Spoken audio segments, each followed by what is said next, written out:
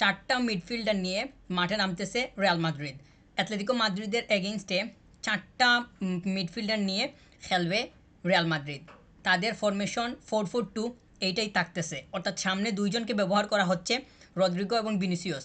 আমি আমার আগের ভিডিওতে যেখানে রিয়াল মাদ্রিদকে নিয়ে কথা বলছিলাম ওইখানে আমি আমার তাদের সম্ভাব্য ফরমেশনটা আমার নিজের মতে যেমনটা হতে পারে বলে আমি ধারণা করছিলাম সেইটাই আমি তুলে ধরছিলাম এখন, এবং ওইখানে আমি বলছিলাম যে 4-4-2 এই ফরমেশনটা হওয়ার সম্ভাবনা বেশি। বেলিংহামকে মানে অ্যাটাকিং মিডে ব্যবহার করে ওইভাবে সাজানোর সম্ভাবনাটা থাকতে পারে। তো এইটাই নিয়ে নামা হইতেছে, তবে বেলিংহামকে একজ্যাক্ট অ্যাটাকিং মিডে নামানো হয় কি না সেটাই মানে ম্যাচের সময় দেখা যাবে, এখন তো কোনোভাবেই বলা সম্ভব না। তবে ধারণা করতেছি যে অ্যাটাকিং মিডে বেলিংহামকে রেখে আর মদ্রিচ আসছে, সুয়ামিনি আর বালবার্দে এই তিনজনকে মিডে ব্যবহার করা হইতেছে। তো এই চারজন নিয়ে মিডফিল্ডার চারজন নিয়ে মাঠে নামতেছে রিয়াল মাদ্রিদ। তো তারা খেলার ধরনটা 4-4-2 আকারে তো হবে, তো এই ফরমেশন নিয়ে তারা কী করে সেটাই হইতেছে এখন মুখ্য বিষয়। আগে তো কিছু বলা সম্ভব না কিংবা বলা যাবে না। তো সুয়ামিনি এবং বেলিংহাম আর বালবার্দে এই তিনজনের এই তিনজনের কম্বিনেশনটা কেমন থাকে সেটাই দেখার বিষয়। মানে স্টুটগার্টের এগেনস্টে যে এখানে ওয়েফা চ্যাম্পিয়ন্স লিগের প্রথম ম্যাচ খেলছিল, ফার্স্ট হাফে তো কোনো স্কোর হয় নাই, স্কোরলেস ফার্স্ট হাফ ছিল। তো ওই ফার্স্ট হাফটা কিংবা স্টার্টটা করছিল হইতেছে এই তিনজন, মানে সুয়ামিনি, বেলিংহাম, বালবার্দে এই তিনজন স্টার্ট করছিল, ওইখানে কিন্তু মদ্রিচ ছিল না। ওইখানে তারা 4-3-3 নিয়ে নামছিল, আর আজকে নামতেছে 4-4-2। তো মদ্রিচকে যেহেতু কিলিয়ান এমবাপ্পে নাই, সে ইনজুরি হয়ে মাঠের বাইরে চলে গেছে, এই জন্য তারা চারজনকে প্রেফার করছে মিডফিল্ড। চারজনকে মিডফিল্ড প্রেফার করা হবে, এন্ড্রিককে দেয়া হবে না মানে স্টার্টিংয়ে, সেইটা মানে আমি পজিটিভলি ধারণা করছি। মানে এন্ড্রিককে বাদ দেওয়া হোক সেটা তো মানে ওইভাবে চাওয়ার কোনো সুযোগ নেই, এন্ড্রিক যথেষ্ট ভালো মানের প্লেয়ার। তো এন্ড্রিককে দেওয়া হবে না সেটা আমি মানে ইতিবাচকভাবেই ধারণা করছিলাম এবং সেটাই হয়েছে। তাকে না দিয়ে যদি তাকে দেওয়া হইতো তাহলে তো আমার কাছে মনে হয় যে তাকে হয়তো মানে নাম্বার 9 পজিশনটাতে দিয়ে তারপরে যেভাবে ছিল ঠিক সেইভাবেই রেখে স্টার্ট করানোর ওইরকম মানে থাকতো আর কি। তো সেটা যেহেতু মানে হয় নাই সেহেতু তারা 4-4-3 নিয়েই 4-4-2 নিয়েই নামতেছে। তো শেষ পর্যন্ত দেখা যাক তারা কী করতে পারে। যেহেতু 4টা মিড আমার কাছে মনে হয় যে যদি কানেকশন ঠিকঠাক থাকে তাহলে অ্যাটাক হওয়ার সম্ভাবনা বেশি থাকবে, আর অ্যাটাক যদি কম হয় তাহলে দেখা যাবে যে স্কোর পাওয়ার পসিবিলিটিসটা কমে আসতেছে। তো এই বিষয়টা অবশ্যই মানে খেয়াল রাখা দরকার। আর মানে সাবস্টিটিউট বেঞ্চে তো যথেষ্ট পরিমাণ প্লেয়াররা আছে, এন্ড্রিককে আমরা হয়তো বেঞ্চ থেকে এসে পারফর্ম করতে দেখতে পারি, আর্দাগুলার সেও আছে, তো সেও হয়তো মানে সুযোগ পাবে আর কি। কমাবিঙ্গা সে তো মানে স্কোয়াডে আছে, বেঞ্চ থেকে আসার মানে সম্ভাবনা থাকবে। যেহেতু 4টা প্লেয়ার তাদের উপরে অনেক মানে অনেক চাপ থাকবে, এই চাপটা তারা চার যে কোনো একজন দেখা গেল যে টায়ার্ড হয়ে গেছে কিংবা কোনো ধরনের মানে সমস্যাও তো থাকতে পারে। তো ওই সমস্যার পরে সমস্যাটা দেখা দিলে তারপরে কমাবিঙ্গাকে ইউজ করা হইতে পারে। তো অন্যদিকে আবার অ্যাটলেটিকো মাদ্রিদ তারা তো স্টার্টিং 11-এ হুলিয়ান আলভারেজকে দিয়ে দিছে।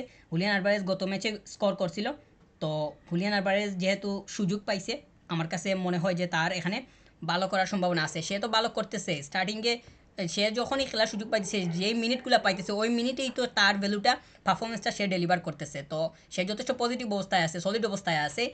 আমার কাছে মনে হয় যে সে যদি ভালো সুযোগ পায় কিংবা সাপ্লাই পায় তাহলে স্কোর করারও সম্ভাবনা থাকলেও থাকতে পারে, কারণ স্কোর থাকলেও থাকতে পারে না, থাকবে, কারণ হইতেছে সে স্কোর করার মধ্যেই আছে, তার তো একটা দ্বারার মধ্যেই সে আছে। তো তার কাছে যদি সুযোগ আসে তাহলে সেটা অবশ্যই সে লুফে নিবে বলে আমার কাছে মনে হইতেছে। আর গ্রিজম্যান তো স্টার্ট করতেছে, অন্যদিকে রদ্রিগো দে পল সেও স্টার্ট করতেছে। রদ্রিগো দে পল গত ম্যাচটা স্টার্ট করে নাই, অ্যাটলেটিকো মাদ্রিদ গত ম্যাচ যেটা খেলছিল ওইখানে দে পল সে স্টার্ট করে নাই। তো সে তার মানে ওইখানে সে 90 মিনিট খেলে নাই, ফুল মিনিট খেলে নাই। আজকে সে 90 মিনিট খেললে মানে খেলতে পারে যদি ফার্স্ট হাফটা মানে সে তো একদম পুরো তার এনার্জি নিয়ে নামতেছে। গত ম্যাচটা সে যেহেতু পুরো খেলে নাই তার মানে তার এনার্জি পুরো লাগে নাই, এনার্জি সেভ করাই আছে। ওইটা যদি এখন ফার্স্ট হাফে এসে রিয়াল মাদ্রিদের এগেনস্টে ডেলিভার করতে পারে ঠিকঠাক মতো তাহলে মানে সেইটা অ্যাটলেটিকো মাদ্রিদকে অনেক শক্ত অবস্থানে নিয়ে যাবে বলে মনে করতেছি। আর আমার কাছে মনে হয় যে দেপলকে গত ম্যাচে দিয়েগো সিমিওনে তিনি ইউজ না করার পেছনে হয়তো এই পরিকল্পনাটাও থাকতে পারে যে সে তার এনার্জিটা সেভ করে রাখুক, আর আজকে মাদ্রিদের এগেইনস্টে তাকে তার ফুল এনার্জি নিয়ে পাওয়া যাইতে পারে, কারণ মিডে ডমিনেশনটা দরকার হবে। রিয়াল মাদ্রিদ তারা যে চারটা নিয়ে নামবে এইটা দিয়েগো সিমিওনে আগেও জানতেন, কারণ কিলিয়ান এমবাপ্পে তো সে ইনজুর্ড হয়ে মাঠ ছাড়ছে, সেই নিউজ তো অনেক আগেই পাবলিশ হয়েছে। তার মানে সেই অনুযায়ী পরিকল্পনা হয়তো সাজানো হইতেছে বলে আমি মনে করতেছি। আর এই জন্যই দেপল তো সে ফিজিক্যালি অনেক ফিট, অনেক স্ট্রং। তার মাঠে যে এক্সিস্টেন্সটা সব জায়গাতেই দেখা যায়। তো এই বিষয়টাও খুবই গুরুত্বপূর্ণ বলে হবে আর কি। গ্রিজম্যান, আলবারেজ এই দুজনের কানেকশন ভালো, মানে গত ম্যাচটাতে গ্রিজম্যান যে বলটা সাপ্লাই করছিল ওইখান থেকে কিন্তু হুলিয়ান আলবারেজ সে কিন্তু স্কোর করে, এই স্কোরটা কিন্তু খুবই দারুণ ছিল, মানে একটা ওয়ান টাচ বলটাও আরও দারুণ ছিল, মানে যে অ্যাসিস্টটা হয়েছে। তো এই দুইজনের কিন্তু কানেকশন ভালো। এই কানেকশনটা যদি আজকের ম্যাচে মানে সঠিকভাবে এক্সিকিউট করা যায় তাহলে এটা রিয়াল মাদ্রিদকে অনেক বুগাবে বলে আমি মনে করতেছি। তো শেষ পর্যন্ত দেখা যাক মাদ্রিদ ডার্বিটা কতটুকু জমে ওঠে। আমার কাছে মনে হইতেছে খুবই জমজমাট একটা খেলা হবে।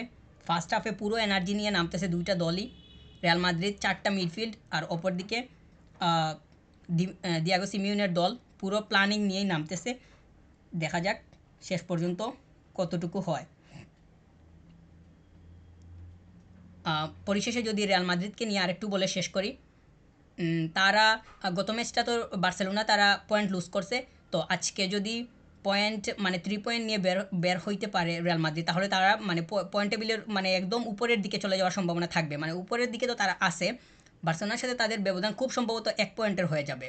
তো আজকে 3 পয়েন্ট নিয়ে নিলে কিন্তু তারা বার্সেলোনাকে অনেক অনেক কাছাকাছি চলে যাবে, মানে টাচ করার একদম কাছে চলে যাবে। এইটা তাদেরকে অনেক স্বস্তি দিবে। তো পয়েন্ট বের করে নেওয়াটা তাদের জন্য অনেক দরকার বলে মনে করছি, যদি তারা উপরের দিকে যাইতে চায়। আর এখনই তাদের সুযোগ মানে ব্যবধানটা কমানোর। এখন যদি পয়েন্ট লুজ করে মানে ড্র হলে তো 2 পয়েন্ট লুজ হবে, 2 পয়েন্ট লুজ মানে অনেক কিছু থেকেই মানে বঞ্চিত হওয়ার মতো। তো এইগুলো তাদের মানে মাথায় এমনিতেই আসে।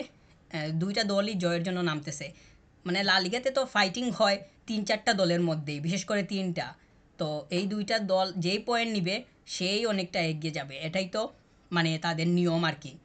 তো তাদের পয়েন্টের হিসাবটা এইরকমই হয়ে থাকে বেশিরভাগ ক্ষেত্রে। তারা যেইভাবে ক্যালকুলেট করে 3-4টা দলের মধ্যেই যখন খেলা হয় একে অপরের, এই নির্দিষ্ট দলগুলো যখন একে অপরকে হারাতে পারে তখন পয়েন্টের হিসাব নিকাশটা খুবই গাঢ়ভাবে চলে আসে।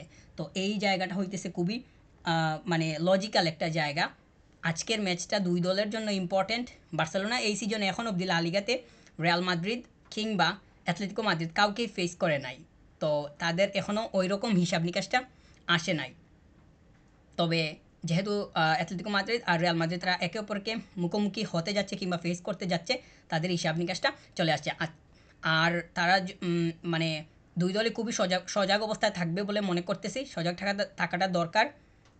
রিয়াল মাদ্রিদ তারা কিলিয়ান এমবাপ্পেকে পাইতেছে না।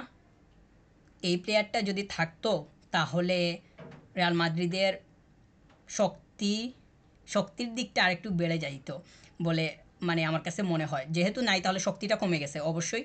তো মানে কিলিয়ান এমবাপ্পে না থাকার কারণে পরিকল্পনা পরিবর্তন করতে হয়েছে, ফরমেশন পরিবর্তন করতে হয়েছে। তার মানে কি? তার মানেই তো বোঝা যাইতেছে যে ওর এখানে গ্রহণযোগ্যতা কিংবা ওর দরকারটা কতটুকু ছিল। তো ইনজুরি একটা স্বাভাবিক বিষয়, মানে স্বাভাবিক বলতে এটা তো খেলারই অংশ। প্লেয়াররা যেইভাবে তারা রিস্ক নিয়ে খেলে এইটা হইতেই পারে। তাছাড়া এখন যে ফিক্সচারটা আসছে প্লেয়াররা ঘন ঘন ইনজুরিতে পড়বে, এইটা এখন একদম ডালবাতের মতো হয়ে গেছে। মানে ঠিকঠাক মতো রিকভার করার সুযোগ নেই। 1-2টা ম্যাচের মধ্যে একদম কম সময় ইনজুরির প্রবণতাটা এমনিতেই বাড়তেছে। তো কিলিয়ান এমবাপ্পে তার মানে সার্ভিসটা রিয়াল মাদ্রিদ পাইতেছে না। তার অনুপস্থিতিতে ফরমেশনে পরিবর্তন আসছে এবং রদ্রিগো এবং ভিনিসিয়াস জুনিয়র এই দুজনের উপরে অনেক চাপ পড়বে, কারণ সে থাকলে চাপটা অনেক কমে আসতো, তাদের কাজটাও সে অনেকটাই করে দিত।